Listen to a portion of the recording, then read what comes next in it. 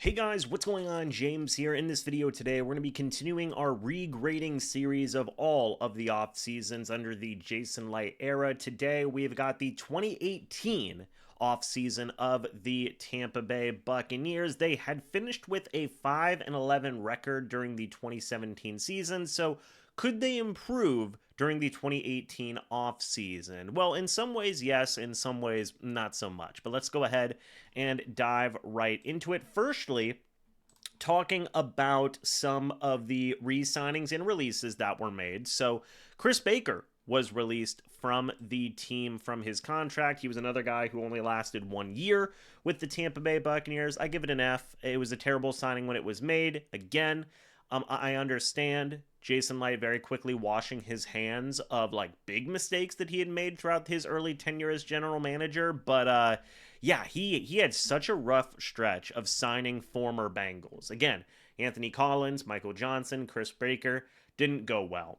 You also had the Buccaneers release Doug Martin. They had signed him to a big time contract extension just a offseason or two ago. I give it a C. Look, I understand why they got rid of Doug Martin. He would go on to play a few more seasons in the NFL, but the hot, cold years of Doug Martin, I understand was just weighing a bit too much on the Bucs given how much money he was making. He is still one of the better modern running backs in Buccaneers history, and he always has a soft place in my heart. I was a big Doug Martin guy. But Robert Ayers was released as well. Again, I give it a C+. I understand why they got rid of Robert Ayers. It is what it is. It was a salary cap saving move at the time. Didn't necessarily do a great job of bringing in a replacement for him, but I understand why they did it. It's not like he was like a game changer in the organization or anything. Still, shout out to Robert Ayers. He is back with the Buccaneers actually right now as an assistant coach, which I think is pretty darn cool. Charles Sims was also released from the team as well. Again, C+. They really went with some big changes in that running back room between getting rid of Doug Martin and Charles Sims, two guys who were basically starting running backs for you the past couple of seasons. They just said, hey, we're completely moving on from these guys. Now, part of that was because you did have the emergence of a guy like Peyton Barber. They did also make some other moves this offseason to bring in some help at running back, so it is what it is. There are a couple of re-signings that were made as well. They're not going to show up on this screen for Walter Football, but Ryan Fitzpatrick was brought back on a 1-year, $3.3 million deal. I give it a B. Look, Fitz is a good backup, and he continued to be a good backup for the Bucs. Now, I will say there was definitely some moments where he had to start for them, and he did a mixed bag. Him and Jameis felt like such similar quarterbacks throughout this time, so it was what it was. Mike Evans was brought back on a 5-year, $82.5 million deal, A+. He continued to be Mike Evans, and he was great. Cameron Brate was brought back on a 6-year, $40.8 million deal. I give it a B- because, look, shout out to Brate from going from an undrafted free agent player to getting an absolute bag in the 2018 offseason was awesome to see. But I do remember the last couple years of that deal, there was a lot of conversation of, oh man, Cam Brate's kind of cooked. Should they get rid of him? And all these different conversations, right? So, he definitely was good the first couple of years of that 6-year deal. But then kind of right after that middle point, I just remember being a lot of questions of, hey, we might have to get rid of this guy. Cornerback Brent Grimes was brought back on a 1-year, $7 million deal as well. I give it a B-. Much like, what we've seen from some other veterans, very similar like Cam Brate in the second half of his deal. Grimes was still serviceable, in my opinion, but you also started to see his play fall off a little bit, in my opinion. I believe this would be his last year, not just with the Bucs, but in the NFL in general. So I always had a good spot for Brent Grimes as well. I was always happy with him in the organization. But you could tell that it was kind of getting to the time where he was probably going to start thinking about retirement. Finally, just another bunch re-signing. I talked about this in a separate video where I'm going to, put together some smaller deals and grade it overall. Adam Humphries was brought back. Peyton Barber, Keith Tandy, and defensive end Will Clark were all brought back as well on shorter, cheaper deals. Give it a B. Again, Humphreys was a pretty solid fringe starting type of player. Peyton Barber at that time was basically going to be your starting running back going forward. Keith Tandy was a great special teams player, and Will Clark was a rotational, solid defensive lineman. So I give it a B. Those were all solid re-signings.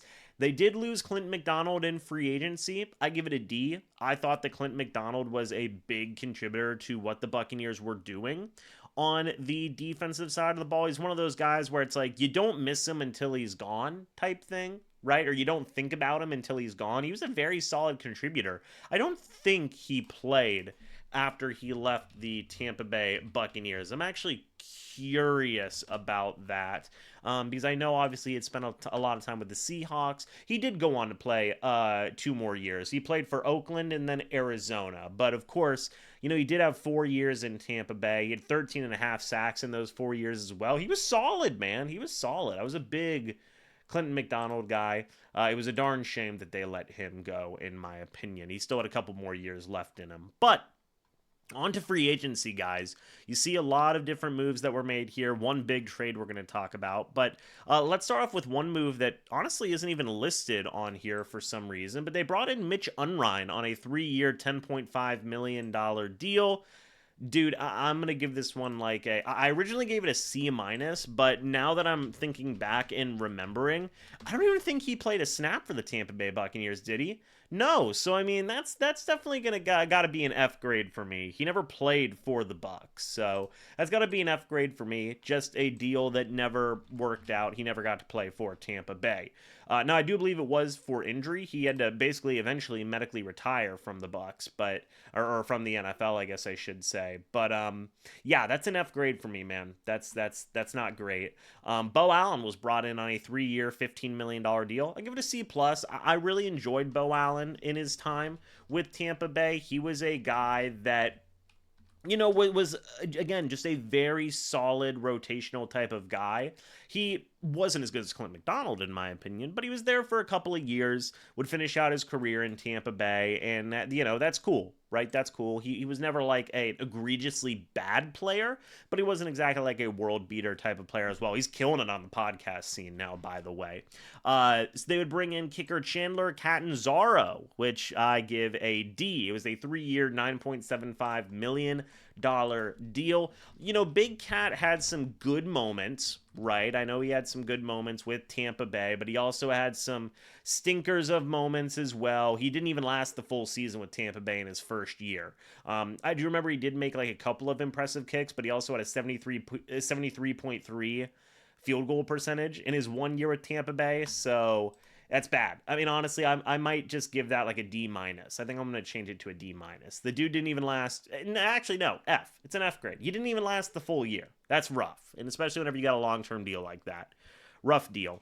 Here's a positive one. Ryan Jensen was brought in on a 4-year, $42 million deal. That's an A grade, man. Ryan Jensen was really, really good for the Bucs. Multi-year starter.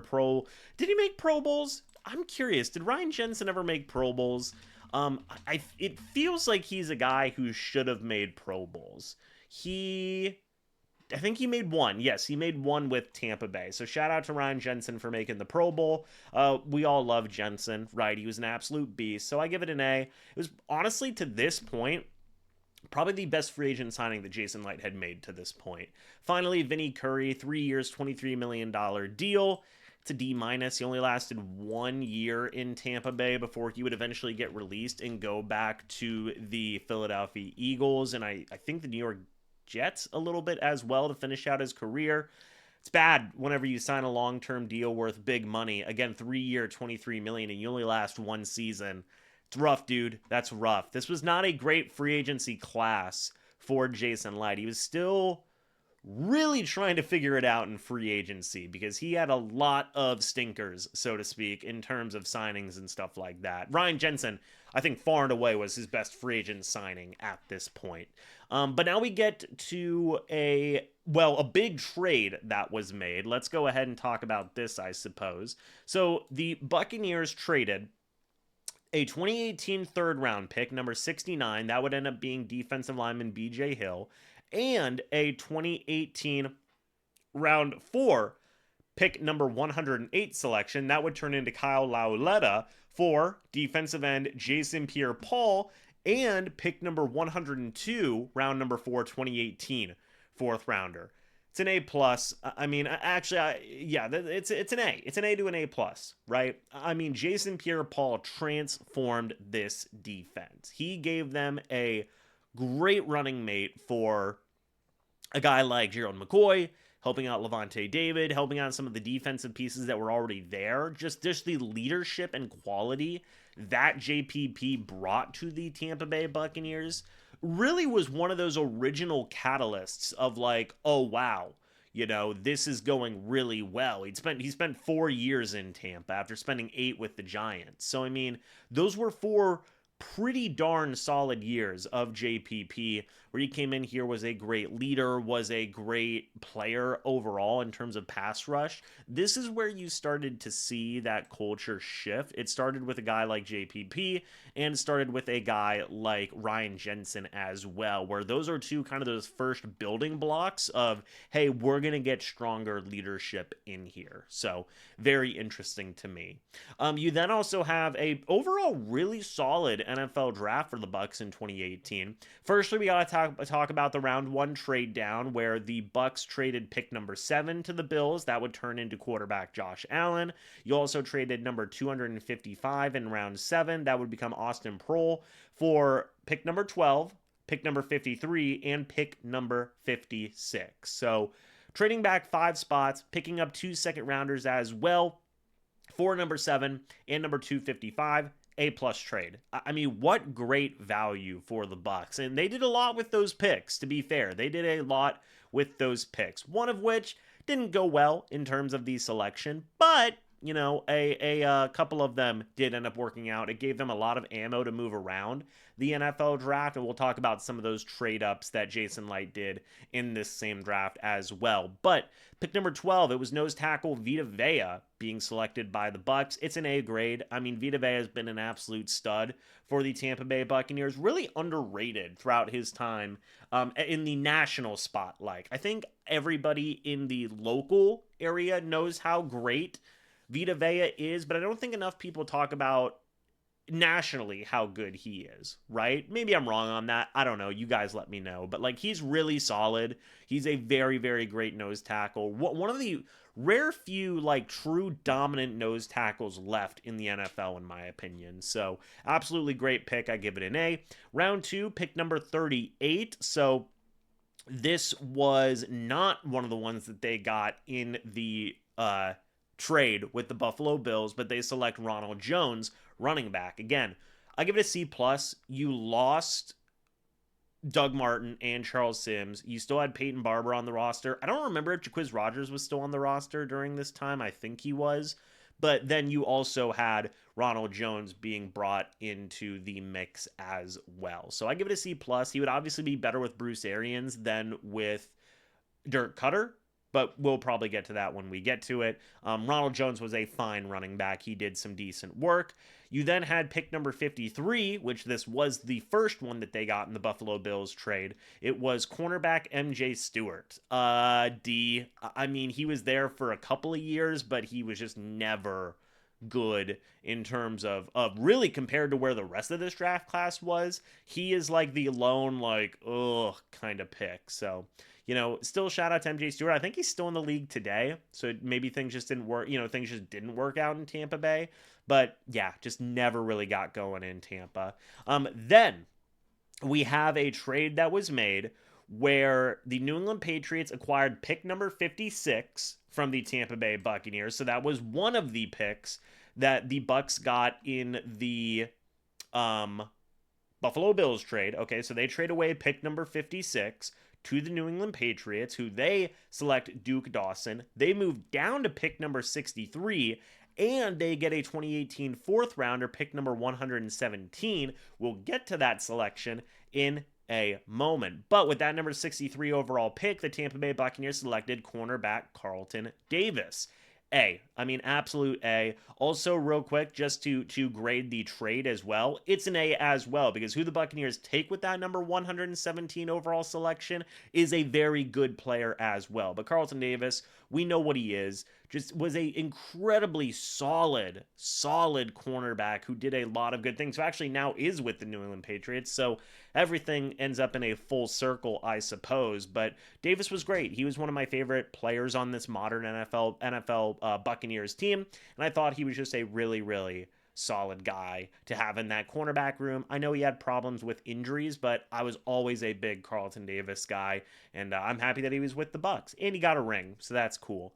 In round number 3, the Tampa Bay Buccaneers would make another trade. They would actually move up from pick number 102 to pick number 94. So Tampa Bay acquired pick number 94 from the Minnesota Vikings for pick number 102, who would become Jalen Holmes, and pick number 180, which would eventually be traded away by the Minnesota Vikings. So pick number 180 was gone, one of their 6th rounders that they had, and they moved up to select offensive guard Alex Kappa, who I give a B+. He was a pretty solid guard for the Buccaneers for a few years. I remember I was actually pretty bummed whenever he left in free agency to go to the Cincinnati Bengals. I believe he's with the Raiders now because John Spytek was there.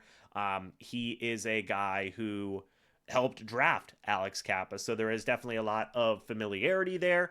Again, Alex Kappa was just a solid guy. For a 3rd rounder to get multiple starting years out of Kappa was great. I mean, I was really nice to see Kappa grow, develop. Again, once Bruce Arians kind of came into that mix, he was a guy that you saw flourish in that offensive system. So it's a B+ for me. Now, back to that second piece of the trade back with the New England Patriots. Pick number 63, the first pick Tampa Bay got in that trade back was Carlton Davis. The second pick they got in that trade back, pick number 117, was strong safety Jordan Whitehead, which I give a B+.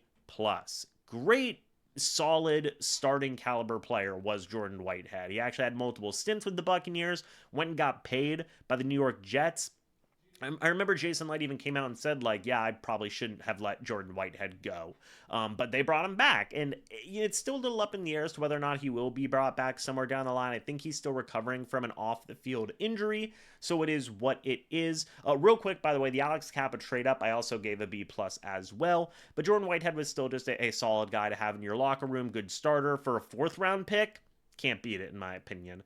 Finally, round 5, pick number 144, Justin Watson, C+, was a decent special teamer, had a couple of nice moments here and there. And round 6, pick number 202, Jack Sitchie, I give a C-. Do you guys remember whenever Jack Sitchie like dislocated his elbow or whatever it was and his arm was just kind of hanging there? That was brutal, dude.